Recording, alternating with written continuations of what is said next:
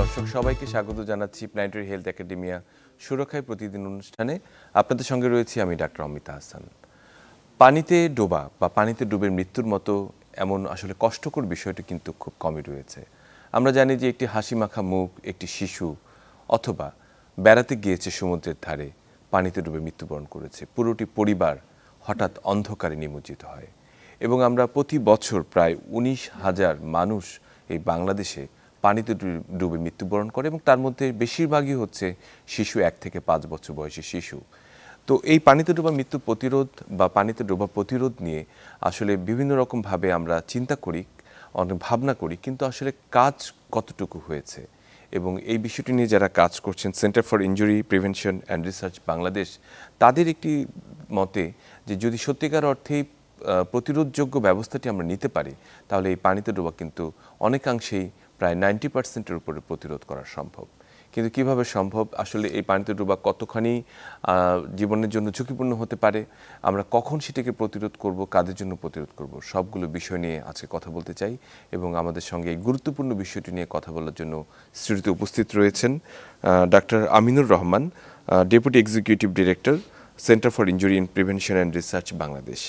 আপনাকে স্বাগত ডাক্তার আমিনুর রহমান। ধন্যবাদ আপনাদের। আমাদের সঙ্গে আরও যুক্ত রয়েছেন doctor Mohammad Shaikhul Islam Helal, senior adviser, centre for injury prevention and research Bangladesh. আপনাকে স্বাগত ডাক্তার হেলাল। আমি আসলে যে বিষয়টি নিয়ে কথা বলছিলাম যে প্রতি বছর আমরা দেখি অসংখ্য ছোট কচি মুখ ঝরে পড়ে শুধুমাত্র পানিতে ডোবার কারণে। একটি পরিবারের আলো নিভে যায়, হয়তো বাচ্চাটি খেলতে গিয়েছে ফুটবল নিয়ে পুকুরের ধারে, ফুটবলটি আনতে গিয়েছে, দেখা গেল সে উদ্ধার করতে গিয়ে সেখানে ডুবে গেল।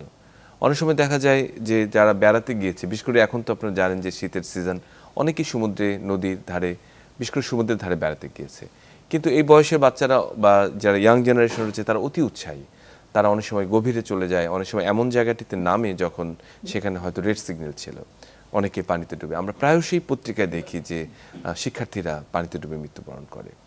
তো এই জায়গাগুলো ভীষণভাবে দুঃখজনক, প্রতিরোধযোগ্য। সবচেয়ে বড় কথা হচ্ছে এটিকে প্রতিরোধ করা সম্ভব। আমি আপনার কাছে প্রথমে জানতে চাই ডাক্তার আমিনুর রহমান, যে আসলে এই বাংলাদেশের বর্তমান যে পানিতে ডোবার যে এপিডেমিওলজিটি রয়েছে, প্রবণতাটি রয়েছে, সেটি আসলে কেমন, কি কারণে আসলে কোন বয়সের কোন সময়ের বাচ্চারা সাধারণত পানিতে ডুবে মৃত্যুবরণ করে এবং কারা মৃত্যুবরণ করছে? ধন্যবাদ আপনাকে। পানিতে ডুবে মৃত্যু বিষয়টি আপনি যেটা বলেছেন যে অত্যন্ত মর্মান্তিক, বেদনাদায়ক। এবং আমরা আমাদের গবেষণায় দেখেছি যে প্রতি বছর প্রায় 19,000 মানুষ, অর্থাৎ প্রতিদিন প্রায় 50 জন পানিতে ডুবে মারা যায়।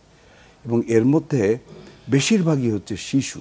যদি 18 বছরের কম বয়সী বলি তাহলে প্রত্যেক দিন 40 জন, আর যদি 5 বছরের কম, ওই 40 জনের 30 জনই হচ্ছে 1 থেকে 5 বছরের বয়সী শিশু। সো বাংলাদেশে এই পানিতে ডুবা বা পানিতে ডুবে মৃত্যু প্রধানত শিশুদের সমস্যা। এবং আমরা যদি দেখি যে সমস্ত কারণগুলো যে যাতে করে শিশুদের মৃত্যু ঘটে, তার 1 বছরের উপর থেকে 18 বছর পর্যন্ত যদি চিন্তা করি বা 18 বছরের কম পর্যন্ত চিন্তা করি, তাহলে দেখা যাবে যে পানিতে ডুবে মৃত্যুই হচ্ছে 1 নম্বর কারণ পানিতে ডুবে সব মৃত্যুর মধ্যে। এরপরে কমিউনিকেবল ডিজিজ যেগুলো রয়েছে আমাদের দেশে খুব কমন, সেগুলো তো অবশ্যই নিউমোনিয়া, ডায়রিয়া রয়েছে। পানিতে ডোবা আসলে এটা এমনই একটা ঘটনা বাংলাদেশে প্রতিদিন ঘটে, এবং এটা প্রধানত আমাদের আসলে 1 নম্বর হচ্ছে সচেতনতার অভাব। পানিতে ডুবে যে মৃত্যু হতে পারে, একেবারে পানির পাশে বাস করেও আমরা কেন যেন অনুধাবন করি না। আমাদের দেশে আমরা দেখেছি যে বিশেষ করে শিশুরা বাড়ি থেকে মাত্র 20 মিটার দূরের একটা পুকুরে বা ডোবায় মারা যায়। এটা এমন নয় যে অনেক দূরে কোথাও যাচ্ছে নদীতে, বা এমন নয়, যদিও আমরা প্রচুর নদীমাতৃক দেশ, একইভাবে আমাদের কিন্তু প্রচুর পুকুর বা ডোবা, জলাশয় রয়েছে, যেটা ওইখানকার বসবাসকারী পরিবারগুলো তাদের নিত্যনৈমিত্তিক কাজের জন্য যে পানিটা ব্যবহার করে, যে উৎসটা, সেটা হচ্ছে একটা পুকুর অথবা একটা ডোবা। এবং এখানেই মৃত্যুগুলো প্রধানত ঘটে। এবং শিশুদের ক্ষেত্রে দেখা যায় যে একটা সুপারভিশন বা তত্ত্বাবধানের অভাব। কেন জানি আমরা মনে করি না যে বাচ্চাটাকে দেখে শুনে রাখতে হবে। অবশ্য সবাই মনে করি, আমাদের ধারণাটা আছে, কেন যেন এটা প্র্যাকটিসে নাই আমাদের। এটা আর একটা বিষয়। আর আমাদের তো অফুরন্ত জলরাশি, মানে যেদিকে তাকাই সেদিকে, আপনি যে কোনো একটু গ্রামাঞ্চলে যাবেন দেখবেন যে শুধু পানি আর পানি বাড়ির চারিপাশে। এটা আরেকটা ইম্পর্টেন্ট জিনিস হচ্ছে যে আমাদের কিছু বেসিক স্কিলস, কিছু দক্ষতার অভাব। যেমন সাঁতার অনেকেই জানি না আমরা, আমাদের সিপিআর বলে, কার্ডিওপালমোনারি রিসাসিটেশন, অর্থাৎ পানিতে ডুবে গেলে তার যদি শ্বাস প্রক্রিয়া বন্ধ হয় তাহলে তাকে পানি থেকে তোলার সাথে সাথে মুখে শ্বাস এবং বুকে চাপ, এই যে বেসিক লাইফ সাপোর্ট, এই স্কিলটা আমাদের নাই। এমনকি বেশিরভাগ হসপিটালে আমার মনে হয় এটার প্রপার ম্যানেজমেন্টটা কিভাবে হবে সেটাও কিন্তু এখনো, তার প্রোটোকল এখনো কিন্তু আমরা তৈরি করতে পারিনি একদম। সো এগুলি প্রধানত কারণ। আরেকটা বিষয় হচ্ছে যে কখন মারা যায়, এটা অনেকে প্রশ্ন করেন। সেটা হচ্ছে যে দিনের যে কোনো সময় মারা যেতে পারে, সূর্যোদয় থেকে সূর্যাস্ত পর্যন্ত, কিন্তু দেখা যায় প্রায় 60% মৃত্যু হচ্ছে সকাল 9টা থেকে 1টা পর্যন্ত। এটা সহজেই অনুমেয় যে এই সময়টায় প্রধানত বাচ্চাদের, আমাদের দেশের প্রেক্ষাপটে দায়িত্ব যেন মায়ের। সো মা এই সময়টা কি করে? বাড়ির এমন কোনো কাজ নাই যে কাজটা মাকে করতে হয় না। সেজন্য ওই ছোট্ট শিশুটার প্রতি খেয়াল রাখা অনেক সময় মায়ের, রান্না বান্নায় তারা নিয়োজিত হয়ে যায়, একটা এঙ্গেজ হয়ে যায়, তখন তারা হেসে খেলে বেরিয়ে কোনো এক সময় চোখের আড়াল হয়ে যায়। এগুলো তো আছে। আরেকটা হলো যে ঋতুর কথা যদি চিন্তা করি, আপনি আমাদের বর্ষাকালটা আরো ভয়াবহ, কারণ প্রত্যেকটা নিচু জায়গায় এক একটা পুকুরে পরিণত হয় এবং সে কারণে এই সময়টায় দেখা যায় যে পানিতে ডুবে মৃত্যুর ঘটনাটা বেশি ঘটে। আর বাংলাদেশের যদি আপনি টোটাল জিওগ্রাফির কথা চিন্তা করেন, সারা দেশেই ঘটতে পারে, তবে দেখা যায় যে দক্ষিণাঞ্চল অর্থাৎ বরিশাল ডিভিশন, খুলনা ডিভিশন, এই এলাকাগুলোতে পানিতে ডুবে মৃত্যুর হার অন্য এলাকার তুলনায় প্রায় 3 গুণ বেশি। জি, আপনি খুবই চমৎকারভাবে আসলে প্রত্যেকটি ক্ষেত্রকে উপস্থাপন করেছেন যে কোন কোন জায়গায় আসলে মৃত্যুগুলো হয় এবং কখন হয় এবং কাদের হয়। আমরা আসবো আপনার কাছে ফিরে। আমি ডাক্তার মোহাম্মদ শাইখুল ইসলাম হেলাল, আপনার কাছে জানতে চাই, আপনি একজন সি সেভার, বলা যায় যে সমুদ্রের এই যে নিরাপত্তার বিষয় নিয়ে কাজ করেছেন। আমার কাছে ভীষণভাবে এটি অনুপ্রাণিত করেছে আমাকে। তো আমি আসলে জানতে চাই যে সারা বছর জুড়েই, কারণ আমাদের একটা বিশাল সমুদ্র তট রয়েছে, কক্সবাজার এবং কুয়াকাটা যে অন্যান্য জায়গাগুলোতে রয়েছে, এবং বড় বড় নদী অঞ্চলগুলোতে কিন্তু অনেক মানুষ ঘুরতে যায়, বিশেষ করে রিভার ক্রুজ অথবা নদীর ভ্রমণে যায়। তো সেই জায়গাগুলোতে আমরা দেখি প্রতি বছর একটি সংখ্যক মানুষ মৃত্যুবরণ করে সমুদ্রে ডুবে। তো এই সমুদ্রে ডোবার পেছনের, এখানে তো আসলে শিশু এবং বড়দের সংখ্যাই বেশি, তারা কেন আক্রান্ত হচ্ছে, কেন আসলে এই জায়গাটি তাদের জন্য সবসময় নিরাপদ থাকছে না? ধন্যবাদ। আসলে আমরা সমুদ্রে কখন যাচ্ছি, একটা আনন্দ সংগ্রহ করতে যাচ্ছি, আনন্দে আমি সময়টা কাটাবো, কিন্তু একটি দুঃখজনক ঘটনা পুরো জিনিসটাকে উল্টে দেয়। ডাক্তার আমিনুর রহমান সাহেব যেটা বলছিলেন যে 5 বছরের নিচের বাচ্চা বেশি মৃত্যুবরণ করে, আমরা কক্সবাজারের সমুদ্র সৈকতে কাজ করছি, লাবণী, সুগন্ধা এবং কলাতলি, এই 3টা বিচে আমরা সেন্টার ফর ইনজুরি প্রিভেনশন রিসার্চের পক্ষ থেকে, এবং এটার সাথে সরকারি যত, যেমন জেলা প্রশাসন, তারপরে বিচ ম্যানেজমেন্ট কমিটি, সবার সাথে মিলেমিশেই আমরা সরকারি বেসরকারিভাবে কাজ করছি। সেখানে দেখা যাচ্ছে 10 থেকে 29 বৎসরের মানুষ, কিন্তু 80% যারা মৃত্যুবরণ করছে তার 80% বয়সই হলো 10 থেকে 29 বৎসর। এবং আরেকটি পরিসংখ্যান, এটা আমাদের নিজস্ব অবজারভেশন এবং আমাদের ডাটা, সেটা হলো 80% ছেলে অথবা পুরুষ কিন্তু মৃত্যুবরণ করছে। আচ্ছা, এখন সমুদ্রে মৃত্যুবরণ করার প্রধান কারণটা কি? যেটা নদীতে বা নালায় বা খালে হয় না, সমুদ্রে যেটাকে বলে মৃত্যু ফাঁদ, এটাকে বলে রিপ কারেন্ট। আমি বাংলায় যদি বলি উল্টো স্রোত। আমি যখন বললাম যে মৃত্যু ফাঁদ, ফাঁদ মানেই কিন্তু একটা আকর্ষণ। আমরা যখন মাছ ধরি তখন বড়শিতে কিন্তু আমরা খাবার দিই, মাছ সেটাতে আকর্ষিত হয়। যখন ইঁদুর ধরি, একটা খাঁচার ভেতরে খাবার রাখি, ইঁদুরটা আকৃষ্ট হয়ে যায়। ঠিক হিপ কারেন্টটা এরকম মানুষকে আকর্ষিত করে। সেটা হলো হিপ কারেন্টটাকে আমি একটু ভেঙে বলি, অবশ্যই। যে এই ঢেউগুলো একটু আকারে ছোট হয়, এই দুই দিক থেকে ছোট স্রোত আসে, সেগুলো এসে আমার সি বিচে বা পাড়ে ধাক্কা লেগে আবার পেছন দিকে চলে যায়। এই যে হিপ কারেন্ট, রিপ কারেন্ট, এই রিপ কারেন্টটা কিন্তু খুব বড় পরিসরে হয় না, এটা হলো 20 মিটার পাশে হয় আর 100 মিটার বড় হয়। এই রিপ কারেন্টটাই হলো আমার প্রধান কারণ। আচ্ছা, প্রায় 60 থেকে 80% মৃত্যু ঘটে যদি এই উল্টো স্রোত বা রিপ কারেন্টের ভেতরে কেউ পড়ে যায়। এই রিপ কারেন্টটা কখন হয়? এটা কিন্তু যে কোনো সময় যে কোনো জায়গায় হতে পারে, কিন্তু এই পাড়ে দাঁড়িয়ে, সমুদ্র সৈকতে দাঁড়িয়ে একটু খেয়াল করলে কিন্তু সেই রিপ কারেন্টটা বা উল্টো স্রোতটাকে বোঝা যেতে পারে। সেটা হলো হয় কি, দুই দিক থেকে ছোট দুটো আসে আর মাঝখানে ওই ফাঁদের মতো নীল পানি, একটু পরিষ্কার মনে হয়, ঢেউ নেই, আমরা আকর্ষিত হই এবং ওখানেই নামার চেষ্টা করি, যার ফলে ওই যে উল্টো স্রোত বা রিপ কারেন্ট আমাদেরকে টেনে নিয়ে চলে যায়। এখন এই রিপ কারেন্টতে দেখে করতে হবে। আপনি একটা সুন্দর কথা বলেছেন যে তাহলে আমরা কি সমুদ্রে বেড়াতে যাব, সমুদ্রে নামবো না? আমি কিন্তু সে কথা বলিনি। আপনি সমুদ্রে যাবেন, নামবেন, কিন্তু কয়েকটি সতর্কতা অবলম্বন করতে হবে। তার প্রধান হলো যে সাঁতার সে জানে কিনা, এটি একটা। আর একটা হলো যেখানে লাইফ গার্ড সার্ভিস আছে সেখানে, এবং যেখানে লাল পতাকা টানানো আছে, শুধু লাল পতাকা, সেখানে নামা যাবে না। ওখানে রিপ কারেন্ট থাকতে পারে, উল্টো স্রোত থাকতে পারে, অথবা ওখানে গুপ্ত খাল থাকতে পারে, যার ফলে আমরা যে হলুদ এবং লাল পতাকা যে চিহ্নিত করে দেই, এইখানে নামতে হবে। এবং একটা জিনিস লক্ষ্য রাখতে হবে, সেখানে লাইফ গার্ড সার্ভিস আছে কিনা।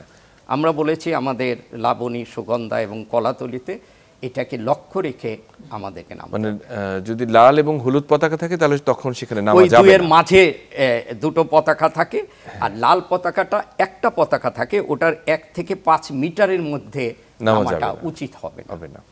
একই সঙ্গে আমি আসবো জোয়ার ভাটার বিষয়টা নিয়ে আপনার কাছে আসবো, তবে তার আগে আমি ডক্টর আমিনুর রহমান আপনার কাছে একটু আসতে চাই। সেটি হচ্ছে যে বর্তমানে ড্রাউনিং বা এই যে পানিতে ডোবা, সেটিকে আসলে কিভাবে আমরা ডিফাইন করি, যে কি এটার মৃত্যু অথবা যারা ডুবে আহত হচ্ছেন বা অসুস্থ হচ্ছেন তাদেরকে, এবং পরবর্তীতে এর কনসিকুয়েন্স বা কিভাবে আসলে তার ধারাবাহিকতা বা মৃত্যুবরণ করে, বা পরবর্তীতে এর পদ্ধতিটি কি? খুব সহজভাবে বললে, পানিতে ডুবে গেলে মানুষ শ্বাস প্রশ্বাস চালাতে পারে না, এবং সেটাই আসলে মৃত্যুর প্রধান, অক্সিজেন পাবে না এবং মৃত্যুর প্রধান কারণ হবে। এখন এই যদি কেউ পানিতে ডুবে মারা যায় তখন তাকে আমরা ফেটাল ড্রাউনিং বলি। আর যদি সে কোনোভাবে সারভাইভ করে যায়, বেঁচে যায়, তখন তাকে আমরা বলি নন ফেটাল ড্রাউনিং। তো এই নন ফেটাল ড্রাউনিংয়ের ডেফিনিশন নিয়ে সারা পৃথিবীতেই সমস্যা রয়েছে, যে কখন আমি বুঝবো যে এটা কতটা সিভিয়ারিটি ছিল, যে যদি তাকে পানি থেকে উদ্ধার করা না হতো অথবা সে যদি পানি থেকে উঠতে না পারতো তাহলে কি সে মারা যেত। তো এটা নিয়ে এখনও অনেক ডিবেট আছে, এখনও খুব একটা সংজ্ঞাটাকে প্রতিষ্ঠিত করা যায়নি।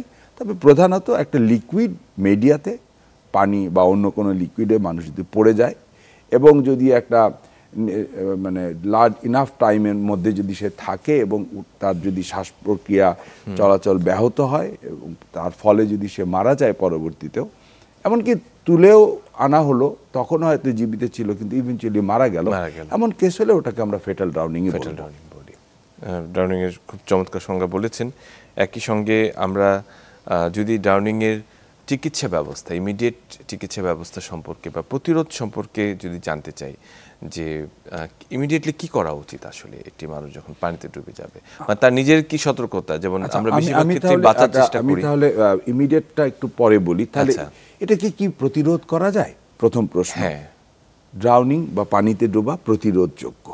সারা উন্নত বিশ্বে এটাকে প্রতিরোধ করতে পেরেছে।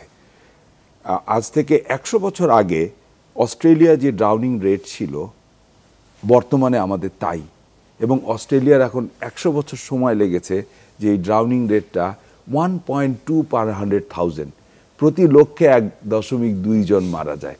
এবং আজ থেকে 100 বছর আগে তাদের প্রায় 86 জন প্রতি লক্ষে মারা যেত। আমাদের দেশে বিশেষ করে আন্ডার 5 86 জন মারা যায় প্রতি লক্ষে, যেটাকে ক্যালকুলেট করলে দেখা যাবে যে প্রতিদিন প্রায় 30 জন মারা যাচ্ছে। তো আমি আশা করি আমাদের অতদিন সময় লাগবে না, কারণ আমরা পৃথিবীর অন্যান্য জায়গা থেকে কিছু জেনেছি, এবং আমাদের কনটেক্সট অনুযায়ী centre for injury prevention research Bangladesh, UNICEF Bangladesh, তারপরে আপনার Bloomberg Philanthropies, Johns Hopkins University, RNLI, এদের সহযোগিতায় আমরা অনেকগুলো রিসার্চ করেছি প্রায় 15-16 বছর, এবং সেখান থেকে প্রধানত 3টা ইন্টারভেনশনকে আমরা নিয়ে এসেছি। রিকমেন্ডেশন দিতে হয়। নাম্বার 1, বেসিক্যালি ইন্টারভেনশনগুলো বাচ্চাদের জন্য, শিশুদের জন্য, আন্ডার 5 চিলড্রেন এবং আন্ডার 18 এর জন্য, কারণ এটাই আমাদের দেশে এই গ্রুপ অফ পিপুলই অ্যাকচুয়ালি মোস্টলি অ্যাফেক্টেড হয়। যদি আন্ডার 5 চিলড্রেনের কথা ভাবি, অ্যাকচুয়ালি 1 to 5 ইয়ার চিলড্রেনের কথা ভাবি, তাদেরকে যদি একটা কমিউনিটিতে একটা ডে কেয়ার সেন্টারে রাখা যায়, যেখানে 20 থেকে 25 জন শিশু, 1 জন বা 2 জন তত্ত্বাবধায়কের আন্ডারে থাকবে, প্রধানত 4 ঘন্টা, যে 4 ঘন্টার কথা আমি বললাম সকাল 9টা থেকে 1টা, তাহলে দেখা যায় যে শিশু এই পানিতে এইরকম ডে কেয়ার সেন্টারে থাকে, তার পানিতে ডুবে মৃত্যুর সম্ভাবনা অন্য শিশুর তুলনায় প্রায় 80% কমে যায়।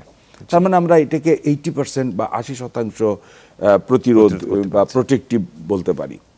একটু বয়স যখন বেশি, 6 থেকে 10 বছর বয়স, এই সময় যদি শিশুদেরকে একটা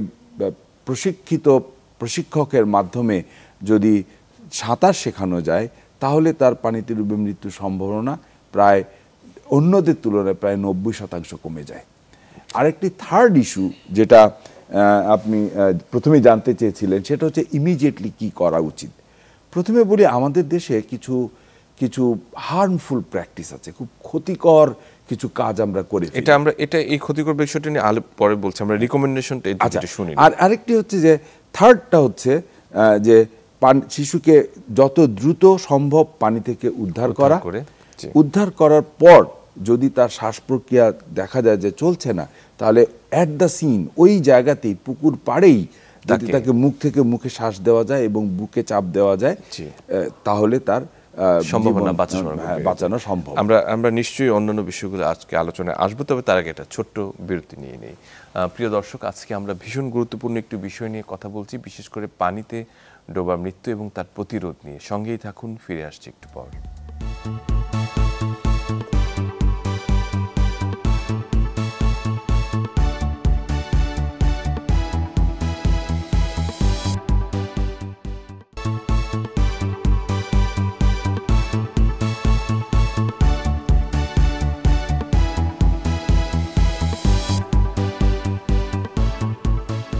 সুপ্রিয় দর্শক, সবাইকে আরেকবার স্বাগত জানাচ্ছি সুরক্ষায় প্রতিদিন অনুষ্ঠানে।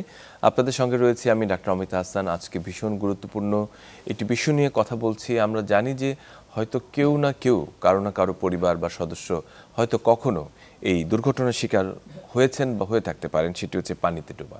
কিভাবে আসলে এটি প্রতিরোধ করা যায়, কিভাবে সতর্কতা অবলম্বন করতে হবে, সবগুলো বিষয় নিয়ে আমাদের সঙ্গে যুক্ত আছেন ডাক্তার আমিনুর রহমান এবং ডাক্তার মোহাম্মদ শাইকুল ইসলাম হেলাল। আমি ডাক্তার হেলাল, আপনার কাছেই সরাসরি চলে আসি। বিশেষ করে আমরা জানি শীতের সময় বা বিভিন্ন রকমের যখন বন্ধ পড়ে একই সঙ্গে 3-4 দিন, তখন অনেক হ্রাস হয় সমুদ্রে, সবাই ছুটে যায়। বাংলাদেশে ঘোরার মতো জায়গা আসলে একটি বলা যায় আর কি, সমুদ্র এবং পাহাড়। এই সময় কিন্তু মানুষ একদম তার নিয়ম কানুন ভেঙে ফেলে, বাঁধ ভেঙে ফেলে অতিরিক্ত চাপে। তখন কেউ সিগন্যাল মানে না, কেউ জোয়ার ভাটা মানে না, কেউ হয়তো এমন জায়গায় নেমে পড়ে যেখানে নামা উচিত নয়। আমি জানতে চাই যে এই পানিতে ডুবার সাথে জোয়ার ভাটার বা নামার সাথে সম্পর্ক রয়েছে কিনা। অনেক সময় জোয়ারের সময় দেখা যায় যে অনেকে ডুবে যায়, তো এই বিষয়টি জানতে চাই। এবং একই সঙ্গে সমুদ্রে যাওয়ার সঙ্গে যে এটিকেট বা সতর্কতা যে প্রয়োজন, সেটি আসলে কোনগুলো ব্যক্তিগতভাবে আমাদের নিতে হবে, আর আপনাদের যারা সরকারি পর্যায়ে এবং আপনারা যারা কাজ করছেন সমুদ্র পাড়ে, তাদের কি কি অ্যাক্টিভিটি রয়েছে সেখানে আমাদের প্রতিরোধ করার জন্য? ধন্যবাদ। আপনি ঠিক কথাটি বলেছেন। এবং আমরা কক্সবাজারের সমুদ্র সৈকতে যেটা দেখেছি, সবচেয়ে ঝুঁকিপূর্ণ সময়টা হলো আগস্ট থেকে মার্চ পর্যন্ত। আগস্ট থেকে মার্চ পর্যন্ত সবচেয়ে বেশি সমুদ্রে ডুবে যাওয়ার ঘটনা ঘটে এবং মৃত্যু ওই সময় ঘটে থাকে।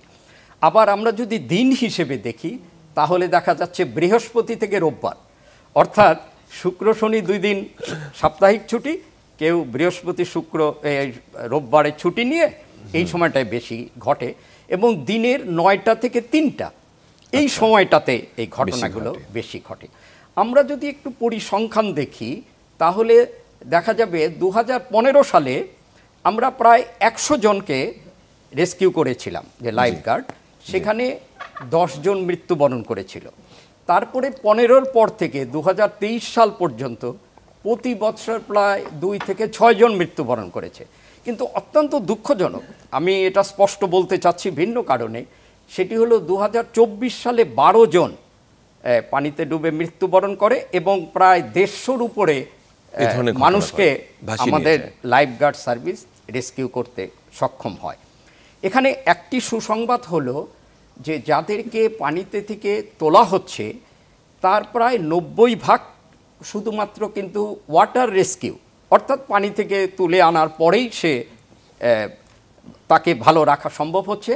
আর 10% মানুষকে ওই প্রাইমারি, যেটা কার্ডিওপালমোনারি রিসাসিটেশন বলি বা ফার্স্ট এইড বলি, যেটা বলি, সেটা দেওয়ার প্রয়োজন হয়ে পড়েছে।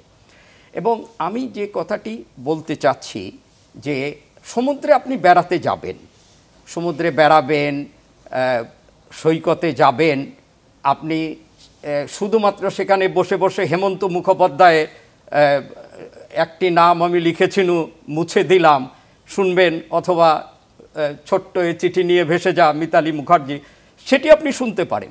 আমি কিন্তু কখনোই বলছি না যে আপনি সমুদ্রে নামবেন না, কিন্তু আপনি সমুদ্রে নামবেন, কিন্তু সতর্কতা অবলম্বন করতে হবে। সেই সতর্কতার প্রথম যে কথাটি আমি বলেছিলাম, 60 থেকে 80% মৃত্যু ঘটে যে রিপ কারেন্টের মাধ্যমে, সেটা কিন্তু আমাদের লাইফ গার্ড সার্ভিসরা চিহ্নিত করে রাখছে। আচ্ছা, আপনি দয়া করে সেখানে নামবেন না। এবং হঠাৎ যদি কখনো রিপ কারেন্টে আপনি পড়ে যান, আপনার দায়িত্বটা কি হবে? জি, সেটি জানতে চাচ্ছি।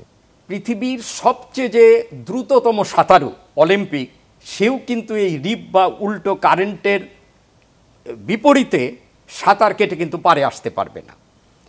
তাহলে আমাকে কি করতে হবে? ওই যে রিপ কারেন্ট আমি যেটা বললাম, সেখানে পড়লে চেষ্টা করতে হবে ডান দিকে অথবা বাম দিকে ওই স্রোত থেকে বেরিয়ে আসা। আচ্ছা আচ্ছা। অথবা সেটাও যদি সম্ভব না হয়, আপনি নিজেকে ভাসিয়ে রাখুন এবং হাত নাড়তে থাকুন, এই সিগন্যালটা বোঝা যাবে। আমি আরেকটা ভালো তথ্য দিচ্ছি, সেটা হলো যতগুলো ঘটনা ঘটেছে যারা সমুদ্রে ভেসে যাচ্ছে, তার কিন্তু 94 থেকে 95% মানুষকে আমাদের লাইফ গার্ড সার্ভিস আগেই চিহ্নিত করতে পেরেছে যে উনি ঝুঁকিতে পড়েছে। মানে তাকে কেউ বলতে হয়নি, ওই টাওয়ারের উপরে বসে থেকে রক্ষা করতে পেরেছে।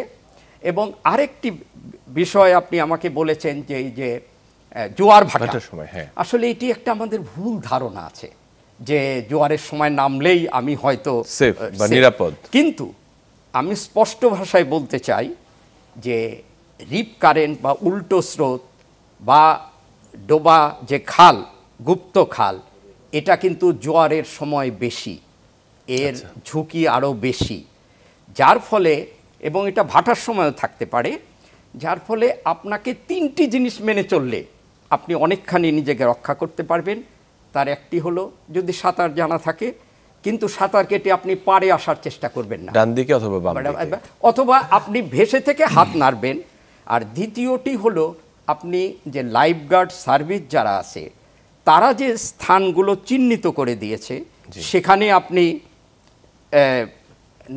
নামুন। আর সবচেয়ে বড় কথা, বাচ্চাদেরকে নজরে রাখুন। একদম, বাচ্চারা কিন্তু হয়ে যায়। আর আপনি একটা সুন্দর কথা বলেছেন, দল বেঁধে করে, সেখানে কিন্তু বিশেষ করে যারা যুবক, এই 10 থেকে 29 বৎসর, তারা সবচেয়ে ঝুঁকি। তার অর্থ এই না আমি ঝুঁকিতে নাই, আমি 29 বৎসর কাটিয়েছি, আরও 29 বছরের আগে আমিও কিন্তু ঝুঁকিতে রয়েছি অবশ্যই। কাজেই এই যে যুবক যারা যাচ্ছে 10 থেকে 29 বা 30 35 তাদেরকে জিনিসটা বোঝাতে হবে। এখন আমরা যে কাজটা করছি সেটা হলো ওখানকে আমাদের ওখানে কিন্তু সূর্যোদয় থেকে সূর্যাস্ত পর্যন্ত লাইফগার্ড সার্ভিস আছে, এই লাবণী, সুগন্ধা এবং কলাতলি। আপনারা এই 3টা বিচ ব্যবহার করেন। আর আমি সেন্ট মার্টিন সম্পর্কে শুধু একটি কথাই বলবো, সেন্ট মার্টিনের উত্তর পূর্ব কোণে যে ত্রিকোণা জায়গাটা আছে এটা সবচেয়ে ওকে বলাই হয় মরণফাঁদ।